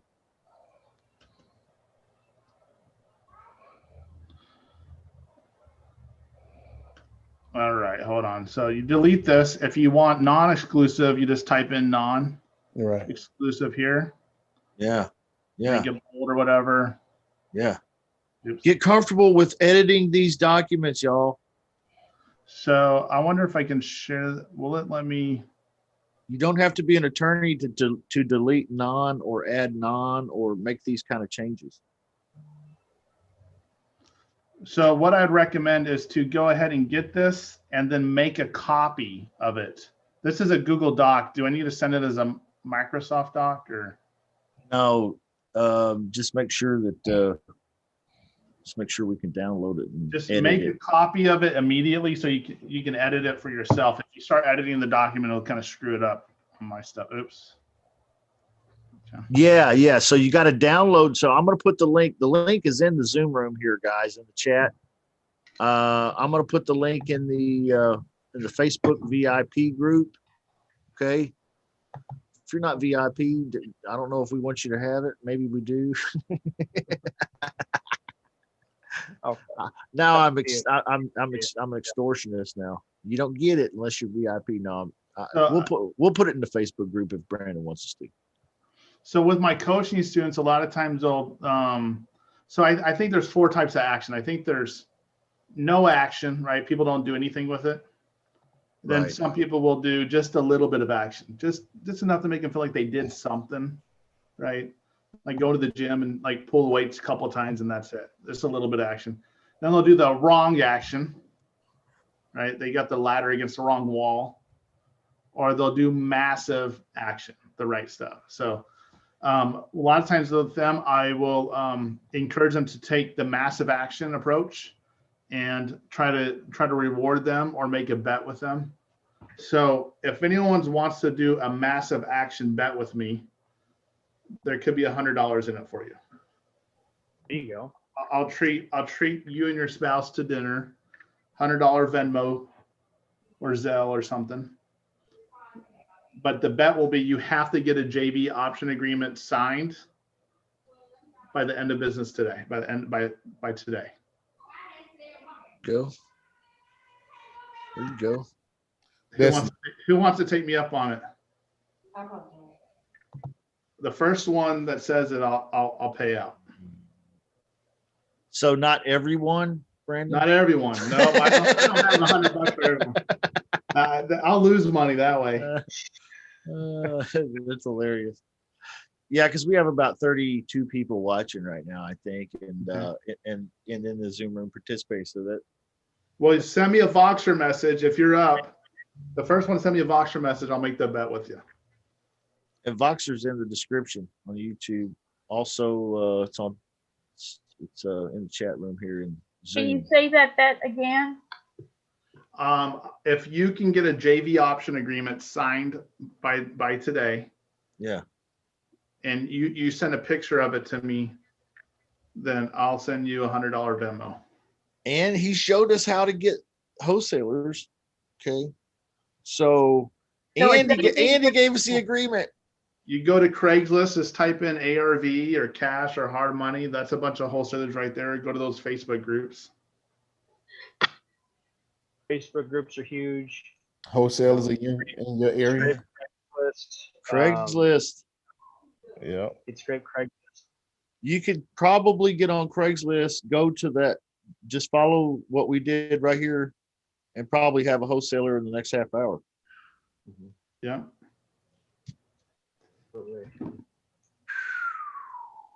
Well, there you go, folks. Alrighty. Well, let's see if we might have to get up on it. Yeah, what's up? The auction thing that you did a while ago, I just like put out there that when I do my lease auctions, I do a similar thing when I'm looking for tenant buyers. Yeah. It's a real great thing. I like to advertise it for about 2 weeks, put it out there. I use Beef Flyer and Facebook Marketplace. Yeah. So I get as many people to show up at one time as I can. The reason being is, number one, that many people together, it creates a buying frenzy. Some people, it might just be tire kickers, might actually become buyers if they see someone else is going to take a house, and they might have it in their mind that it's such a kind of house, and then the wife goes in there and falls in love with the kitchen, and you pretty much have to buy it. But Ben, what happens if they get? What happens if they get mad at me, and they turn around and leave? Does that happen? Let them leave. Someone's going to buy it. Exactly. Yeah. I mean, who cares, right? They were going to get mad, or they were not. They were going to fight. Same way people used to say, some will, some won't. So what? Next. You know, that's the way I look at it. If I get 20 people to show up and 10 or 15 of them get mad and leave, whatever. No, here's my thought. So, and people stay behind probably have down payment. They got very decent credit, been on a job, they're qualified to take over, and they're the ones I want to put in there. They're going to be dependable, take care of it. Yeah. They're not going to crash it out like a normal renter would. So I try to get their name and contact info of everyone that comes to my open house. Exactly. Most of the time, I'll thing by the door, have everyone sign in. Yeah, or I'll just put it on my cell phone, and I will literally have them text me their email and their name, and then save it on my phone, and then I'll turn around and I'll sell 2 more houses that day. I've sold 3 or 4 houses in one day. Wow. They may not be able to buy that house. I'll sell them another house. Exactly. Right. Same thing with the tenants, or the tenant buyer stuff, right? Right.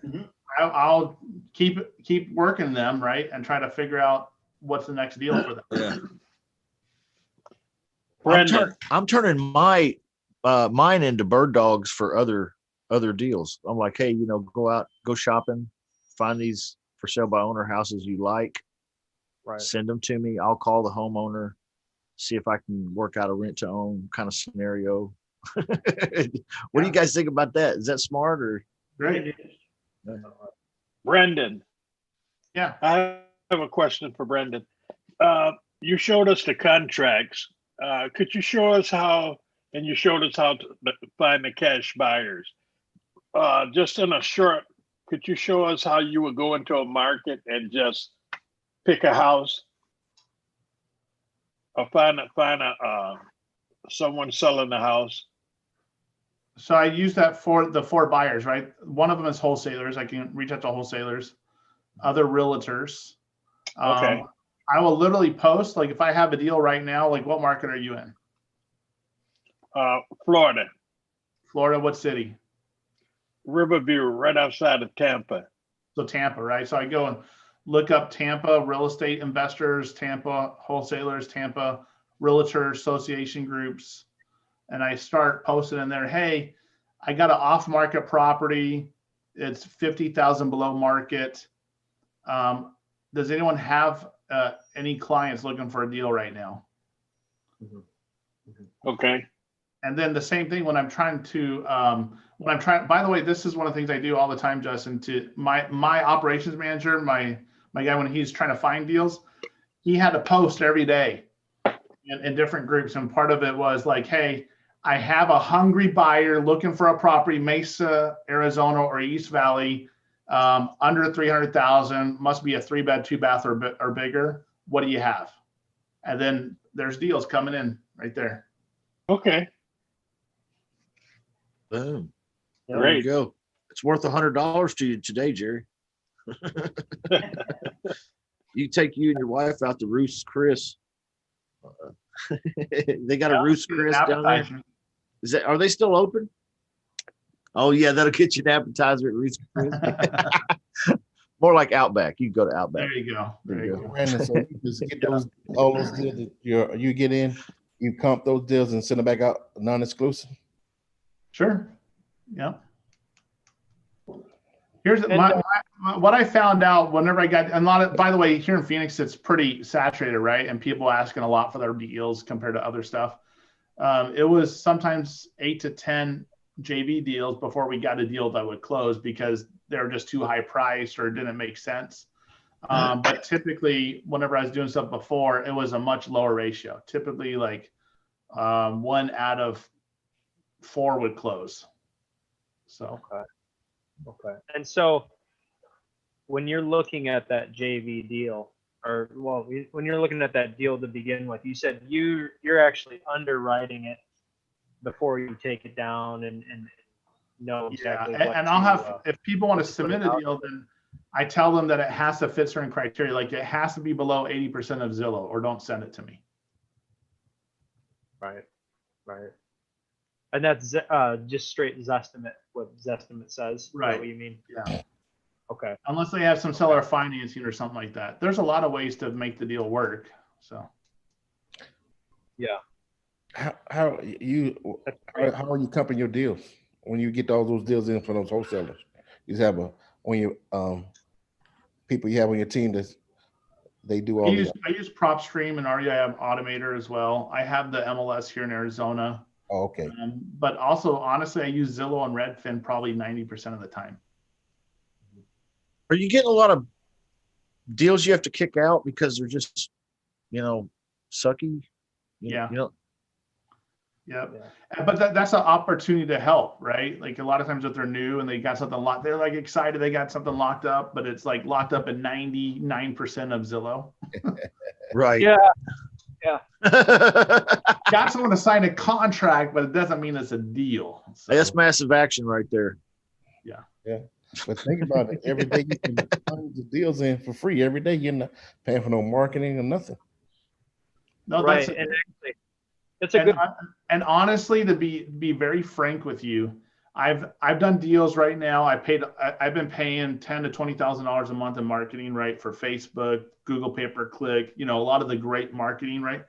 But I feel like I'm more profitable when I'm doing JV deals because there's no upfront marketing, right? No marketing. No marketing costs at all. No. Yeah. I mean, it's like the Dave Ramsey of like wholesaling. Right. Yeah. Think about it. If you get 10, 15 wholesalers sending you deals every day, you can imagine how many deals that is, and you hadn't spent any money. So, wow. Here's another little gold nugget I'll leave you with for you. I love that. is I created the mastermind, right? I created a local mastermind, and I have two different masterminds. One is like for the newbies, and one is for the experienced guys, the full-time guys. The full-time guys we'll meet at lunchtime. We'll have a local title company pay for lunch and comp lunch for everyone, $400 or $500, right? And we'll go through, we'll talk about what's working now, what we need help with. And then I'm also talking to them, hey, what deals do you have? What can I sell for you? Anything that's not moving yet? And by the way, they're spending 10, 20 grand, 30 grand a month on marketing. So they're always having deals, right? And then every time I do a deal, I send them a thank you card, a gift card for a restaurant or movies or something like that. Same thing with the beginners too. The beginners, they don't know. So a lot of times maybe they want you to go on an appointment with them. Maybe they don't know how to comp a deal. Maybe you have to fill out paperwork with them. Whatever, it's fine. You know, and so I do deals with beginners and with the experienced folks.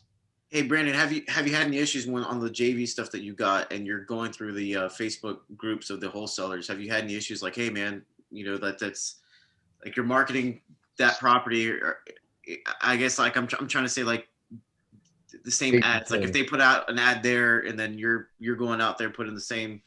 So one of the ways around that, whenever I was working with Sean, we had a document in front of that JV agreement saying that basically take down your marketing, or we need to match whatever price you're doing. And we would do exclusive, because here's what's funny. The reason why we do exclusive is here's someone trying to market a property and they're not getting really any phone calls, maybe one phone call or two phone calls. All of a sudden we put it on our website, we blast our email list, we blast our text message list, and they're like, hey, and then maybe they have their property on their Carrot website. Like, I've got like 3 or 4 calls every day this week. Really, I wonder why. I wonder what the difference is. So, you know, all of a sudden they're just Googling that address and it pops up on that guy's Carrot website. And we're like, dude, that's why we would do exclusive, because we do so much marketing. So I kind of use a lot more of the, I can do a couple of things. Is tons of eyeballs looking at the property, or a sniper approach, like make a few phone calls. I know what price is going to sell. I know my buyers really well. I know what kind of works in the market and stuff. Like, look, I'm getting ready to blast this out. Here's the deal. And I'll call like 5 people, 5, maybe 10 people. And like, I'm going to blast this out in 30 minutes. But if you want this or you're interested, let me know. Here's the deal, you know, and I give them first. And you know what? A lot of those guys buy stuff up, a lot of hedge funds and rental buyers and stuff like that. And if not, that's fine. I'm blasting it out and I'm getting a bunch of people looking at it. That's like a VIP buyer list. Yeah. Before I have a VIP text list and then a regular list too. So anyone that's bought, like, I have a couple hundred people that actually bought a property that actually has done a deal with me. Yeah, I can send them a message first. Okay, so like just a quick recap, it just you get the JV deal, get that under your non-exclusive, and if you wanted to go straight to the text blast, do that, because 90% of it they're not going to see that on Facebook. You know, if the guy did have it on there. Yeah. And if they do, so what? Right. Okay. So I'm not. No big deal. Yeah, just move on. I'll have people say, oh, dude, you know, that's Spencer's deal, or that's John's deal, or whatever. I'm like, yeah. Well, can you get it lower? Well, let me call them. I don't know. Hey, I got a buyer. Can you drop the price a little bit? Oh, and a lot of times I've negotiated with my wholesalers to drop the price, and then I still get the deal done. Okay. Thanks, Brandon. So you're not just helping new wholesalers. You're going, like you said, you have that mastermind. They come, the tile company pays for everything. Guys that are spending 30 grand a month in marketing. You're also helping the guys that are big players move their deals because maybe their team isn't performing, you know, or for whatever reason. Their teams are great. A lot of times the people I sell my deals to, they have the same buyers on their list. Okay. They just didn't happen to open up that email for some reason. Timing. Yeah. Yeah. Okay, that makes sense. Yeah. Brandon, if you have, I get quite a few emails from wholesalers, But sometimes I think, well, they have a lot more money than me, or they probably have a huge buyers list. And also, how can I, I think to myself, how can I JV with them and put it out there because, I'm smaller. You know what I And mean? leverage the other people. Yeah. How many buyers does it take to close a deal? One. I mean, and you've heard of the story of David and Goliath and stuff, right? It's sometimes the little guy is faster, more efficient. Well, Mary, also here you have a group right here. If you went to Michael and you submitted a deal to Michael, do you think that he could help you find a buyer for that deal? Yeah, if he has one, that's wants the right criteria or whatever. I have people submit deals all the time, and maybe I don't have the list in that area. I'll go cultivate and procure a list, and I'll find a buyer. Well, I thought of that, but then I thought the reason that holds me back a little bit is because I figure they have all the marketing, to such a large no. So I could put in a JV with them that's non-exclusive, right? So okay, so let me. So I've sold deals for some of the absolute best top wholesalers in the entire country. And it's not that they didn't have a buyer's list. It's not that they weren't doing a good job. It's just they happened to look at my marketing that day instead of theirs. Sold stuff for Sean, sold stuff for Cody Sperber, sold stuff for Steve Trang, sold stuff for Brent Daniels, sold stuff for a ton of other people, right? And it's not that they don't have a list. They have a great list. They just happen to look at my marketing that day. I was consistent. Well, I want to add something to that too. Is Brandon also mentioned earlier in the call here that when you send out, that's a shotgun approach. You send out the emails, you send out the text. Brandon says sometimes he's a little bit more crafty and takes a sniper approach and makes a couple of phone calls. These other teams may not do that. Maybe they're big wholesalers. They might not take the time and do that. They just rely on their email blast. Maybe 98% of the time it works for them, but sometimes they have straggler deals they just can't sell or whatever. And Brandon coming in with that personal touch, right? Yeah. Guess what Maybe happens? they just You like can him. get the deal and not them, and everybody. Yeah, that's just something I want for everyone, so we didn't forget about that. If we don't have money, we have time, right? We gotta leverage our time, So that's the way it could play out. And Brandon has a gigantic buyers list, so why wouldn't you want to leverage him? So you want to know? So imagine selling every deal you have with about 2,000 people. Yeah. Yeah. You really don't need a huge list, as I can get to that list if I need to. But a lot of times you can use like your Zillow rental app, draw a little circle around where that house that you're trying to wholesale is, and call every landlord in that area. Yeah. You don't have it's about doing the little things, the little detail things every time. And it's not, the big blast, yeah, it works. It still works. But sometimes even with that, they don't always look at the marketing. They don't open it up. But if you're reaching out multiple ways to talk to people, you're gonna be able to sell. The reason why I'm able to sell so many deals is because I believe I can sell it. And I'm going to keep pushing to do it. I'll figure a way. I'll email blast. I'll text blast. I'll pull a list. I'll drive the neighborhood. I'll put a bandit signs around the neighborhood.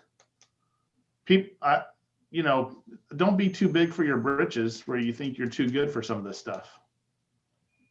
Yeah. Wow. Thank you. All right, guys. We've been going for 2 hours. We would keep drawing on him until he has nothing left to give and he's dead. If he'd let us, it's just that good, man. It is super good. We'll have to do a workshop, Justin, where we'll just like do a real live case study, just get a deal from beginning to end. Yeah, that sounds really cool. Let's do it, man. That When would do be you- excellent. When do you want to do it? Next week. Let's do it next week. That's next Saturday. Okay. You want to next Saturday?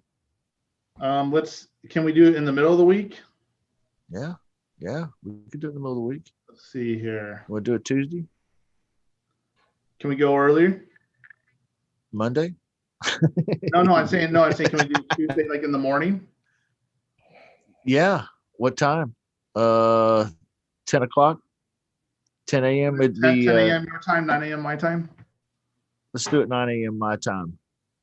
9 a.m. your time, so it's 8 a.m. my time. 8 a.m. your time. Yeah. 9 a.m. Tuesday. We do 8:30 my time.